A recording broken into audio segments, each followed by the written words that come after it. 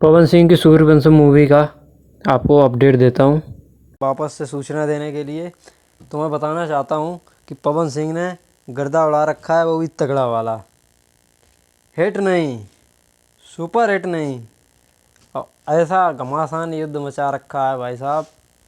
पूरी भोजपुरी इंडस्ट्री अब मानने लगी है कि हाँ भाई, जो एक्टिंग के लिए कहते थे कि पवन सिंह को एक्टिंग नहीं आती, उनके और जो उनसे भी पहले के थे उनके सबके रिकॉर्ड तोड़ दिए भाई साहब। इतना तगड़ा तगड़ा वाला कलेक्शन किया है मूवी ने। हिट नहीं, सुपर हिट नहीं, ब्लॉकबस्टर हो चुकी है ये मूवी। ब्लॉकबस्टर का टैग मिल चुका है थिएटरों से ब्लॉकबस्टर का पोस्टर मिल चुका है भैया। टैग दे दिया कि यहाँ ब्लॉकबस्टर हो चुकी है।